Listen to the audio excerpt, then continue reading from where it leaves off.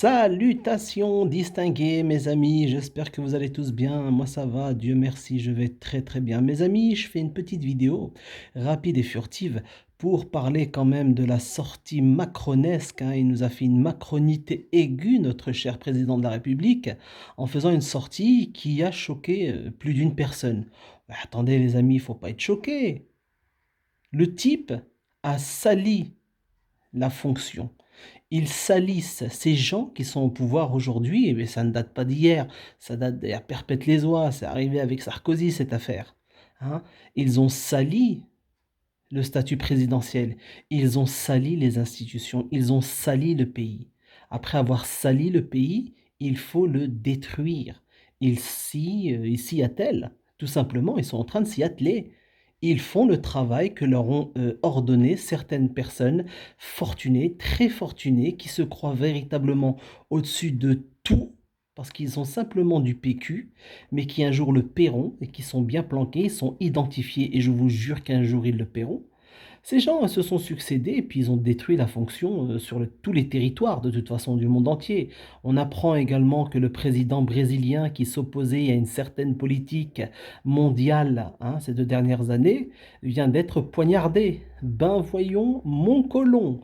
On comprend pourquoi il y a certains chefs d'État qui rechignent à envoyer chier tout ce beau monde quand ils parlent de mesures complètement loufoques. Eh ouais, c'est ça la vérité. Mais bon, hein, que voulez-vous? Ils tiennent à la vie. Certains sont des laquais corrompus, des voyous qui font partie du plan, d'autres sont des lâches tout simplement. Voilà, ils ne sont pas dignes de leur fonction. Quand on est chef d'État, on protège son peuple, on protège son pays. Et s'il faut y rester, on y reste. C'est ça qu'il faut lorsqu'on cherche à accéder aux plus hautes fonctions. Lorsqu'un peuple, aussi décérébré soit-il ou qu'il soit éveillé, quand il vous confie les clés du pouvoir, il faut rentrer dans le costume, quoi. Il faut être digne de la fonction et prêt à perdre sa vie pour le pays. Non, aujourd'hui, tout le monde tient à cette vie artificielle. Je dis bien artificielle parce que moi, je suis croyant. Je suis convaincu que tout ceci n'est qu'éphémère, n'est que de passage et que nous allons tous à un moment donné eh bien, rendre des comptes. Ça, c'est une certitude. De toute façon, ce qui se passe depuis 2 ans maintenant confirme que tout ce que nous vivons, ce que nous avons vécu, n'est rien d'autre qu'eschatologique. Voilà. Que vous le vouliez ou pas, je sais, c'est dur à entendre pour certains, mais c'est la vérité. Quand vous avez des personnes qui vous disent qu'il faudrait que le nouvel ordre mondial ait pour capitale Jérusalem, les amis, je suis désolé, ça n'a rien de politique. Voilà, ce n'est plus, voilà, ça dépasse tout. Vous comprenez? Quand on parle du temple de Salomon, etc., etc. Bon, ceci étant, revenons à notre petit sanglier, à notre petit marcassin des bois. J'ai nommé Emmanuel Macron, qui nous a fait une sortie remarquable, digne de ses sorties, hein. Quand il parle des Français depuis qu'il est au pouvoir, il n'a fait que les injurier, que les insulter. Les gens qui sont dans le métro, à la gare, sont des riens. Quand il parlait des Kanaks, quand il parlait des travailleurs, des chômeurs, des feignants, mais il a emmerdé tout le monde. Il urine sur tout le monde. Il ne faut pas qu'une partie de la population se sente en sécurité ou protégée de ce voyou qui fait bel et bien partie de la clique, puisque c'est l'enfant spirituel de Jacques Attali. Jacques Attali est un très haut gradé, hein, du système sataniste. Tout le monde le sait, en tout cas les gens éveillés le savent. Je sais, ça peut paraître loufoque, ça peut paraître débile d'entendre ça. N'entendez pas, faites ce que vous voulez, n'entendez pas, c'est pas mon problème. Moi, je le dis, voilà, hein, comprenne qui pourra. Et ce type-là, il vient, il dit qu'il va emmerder les non-biberonnés, ceux qui refusent de servir de cobayes. Mais c'est extraordinaire cette affaire.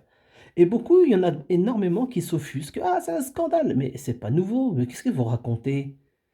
Ça fait des années qu'il mêle la vie dure aux Français, au peuple, mais il n'y a pas que lui, toutes les élites criminelles, tous les voyous qui se succèdent, ont mené la vie dure au peuple, à tous les peuples. Ça a toujours été. Je rappelle quand même que nous avons un roi qui a été décapité pour beaucoup moins que ce qu'a fait ce président de la République. Ce qui ne veut pas dire qu'il faut aller lui faire du mal. Pas du tout, loin de là.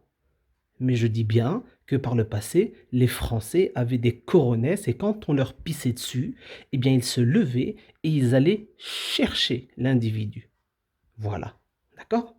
Ce type, quand il insulte les Français, il faut le choper par la peau du cul et le traîner devant un tribunal populaire. Et je dis bien populaire. Parce qu'aujourd'hui, les tribunaux, on voit bien que les institutions ont été piétinées, elles ont été mises à l'index, voilà, totalement. Vous pouvez constater que le Conseil d'État ne fait plus son travail, corruption oblige. Le service public aujourd'hui est à la solde de ces voyous. Et ensuite, vous pouvez constater que ces criminels, bon, bah, ils continuent à piétiner les institutions avec les parlementaires quasiment absents, tous absents, oui, tous absents, dans l'hémicycle lorsqu'il y a des sujets extrêmement graves, comme ce qui se passe actuellement, vous voyez bien. Et voilà, vous voyez, tout est le Conseil constitutionnel, n'en parlons pas, la fraude non légale, enfin tout y est. Donc, quand il y a des gens, moi, qui me disent: «Ah moi je vais tricher, moi je vais» mais vous croyez qu'on va les blâmer? Mais bien au contraire, mes amis. Si demain vous vous amusez à vous adapter face à cette dictature qui s'instaure, il ne faut pas que si vous vous faites choper par les voyous qui cautionnent cette politique, ne rougissez pas, assumez, oui, je m'adapte, on cherche à m'étrangler, je cherche à sauver ma peau, je m'adapte. Nous avons des voyous qui mettent en place des mesures totalement illégales, d'accord, hein, totalement scélérates, injustes, qui discriminent, eh bien, je m'adapte. Ce n'est pas moi le voyou. J'ai un casier judiciaire qui est vierge. Demain, je me fais choper avec un tel ou tel truc. Vous n'allez pas m'emmerder, moi. Allez poser la question à ceux qui n'ont pas fait leur job, à savoir le Conseil constitutionnel, censé protéger des lois liberticides, d'accord, et des lois d'apartheid, et le Conseil d'État, les parlementaires, allez demander des explications à ces gens-là. Oui, mais il faut sauver la populace. Et allez demander des explications aux gens qui ont voté les fermetures de lits, les gens qui sont les non-élus, qui sont à Bruxelles et qui ont décidé pour nous autres. Et aujourd'hui, ils veulent trouver des boucs émissaires qui ne sont rien d'autre que d'autres Français. C'est magnifique cette affaire. Donc, on se calme, on se détend, on s'adapte, les amis, on s'adapte. La vie est belle, on savoure les instants qu'on passe avec ceux qu'on aime et on entend ce clown chanter tout ce qu'il veut. Il n'y a pas de problème. On va leur mener la vie dure, on va leur faire la guerre. Il n'y a pas de souci. Déplace-toi, tu seras très bien accueilli. Il n'y a pas de souci. Vas-y. Par contre, il ne faut en aucun cas qu'on tombe dans le panneau de s'en prendre aux fonctionnaires, aux autres Français, aussi débiles soient-ils, aussi corrompus soient-ils. Non, il faut aller chercher les responsables, ceux qui se succèdent sur les plateaux de télévision et qui appellent clairement à l'apartheid, à laisser crever des gens qui ne veulent pas servir de rats de laboratoire. Vous comprenez? Et c'est un mot qui est pesé. C'est une phrase carrément qui est pesée là, quand je parle de rats de laboratoire. C'est un fait. Oui, mais des millions l'ont fait. Ce n'est pas mon problème. Des millions de gens se jettent dans un ravin, je vais les suivre. Je ne les suis pas. Ils n'ont pas de cerveau, ce n'est pas mon problème. D'accord? Moi, j'ai mon cerveau, il résonne, vous n'allez pas m'emmerder. Et je vais utiliser tout ce qui est en mon pouvoir, tout ce qui est légal pour vous combattre. Et nous vous combattrons jusqu'à la fin. Mais aujourd'hui, pour comprendre la sortie de cet individu qui se présente comme étant le président de la République et président des Français, ce qui n'est pas le cas, hein. Il n'est pas mon président, je n'ai jamais voté pour lui, et d'ailleurs, une minorité d'individus s'est déplacée, d'accord? La grande majorité ne vote plus, donc la légitimité qu'on ne m'en parle plus. D'accord, les amis? C'est clair? Mais pour comprendre sa sortie, quand il dit «on va emmerder» ces gens-là, il faut comprendre que c'est ni plus ni moins qu'une vengeance. Il se venge. Il se venge. Il sait sur qui il est en train de se déchaîner. Il se déchaîne sur des gens qui sont intelligents, qui l'ont vu venir dès le début. Et oui, quand je parle du début, c'était juste après son arrivée, 2017, 2018. Qu'est-ce qui s'est passé? Le mouvement des Gilets jaunes. Certes, même si c'est un mouvement qui a été souhaité, favorisé et autres, la réalité c'est que les 4 premiers actes ont été extrêmement difficiles et la bête n'a pas pu être contrôlée comme il le fallait. Il a failli le payer très cher. Le peuple de France est descendu s'est rendu sur la capitale et était à deux doigts d'aller le choper par la peau du cul pour le jeter. D'accord? Dehors. Casse-toi. Nous, tu nous croises dans les gares, on est des riens, on est des moins que rien. Les chômeurs sont des feignants, les ceci, les cela, etc. Les Français sont venus à toi et tu t'es fait dessus, espèce d'ordure. Et la réalité, c'est qu'il y avait un hélicoptère qui était prêt à t'emmener chez tes amis, là-bas, en Saoudi maudite. Hein, c'est ça la vérité. Ce peuple de France, c'est ce même peuple qui aujourd'hui a la tête sur les épaules et comprend ce qui est en train de se passer. C'est celui-là même. C'est le même, le peuple. D'accord? À ça près, évidemment, les amis. Et ne croyez pas leurs chiffres quand ils disent il y a 6 millions. Non, non, non, non. Ils adorent le chiffre 6. Ils adorent le chiffre 6. Ne les écoutez pas. Des Français qui ne sont pas des rats, il y en a plus d'une dizaine de millions. D'accord? Sans compter les bambins. Je vous le dis sincèrement. Ça, c'est la réalité. Tous les chiffres qu'ils donnent sont faux. Je dis une dernière chose, les amis. Si le type aujourd'hui est en train de se défouler sur une soi-disant minorité de Français, c'est tout simplement c'est parce que cette France lui a fait faire dessus. Il s'est fait dessus. Il s'est chié dessus un dimanche, un samedi, pardon. Un samedi quand il était à l'Élysée, l'hélicoptère prêt à l'emmener chez ses amis saoudo de la Saoudi maudite, hein, pour aller se planquer. Et du coup, ça s'est pas passé. Ce n'est pas passé. Il a failli fuir, il a failli se casser. Dommage que les Français n'ont pas tenu bon à ce moment-là. Tout ceci ne serait pas arrivé si les Français avaient tenu bon et s'ils avaient été solidaires et loin de leur téléviseur. Donc du coup, le type s'est senti humilié lors de l'acte numéro 2 et 3. Humilié, d'accord?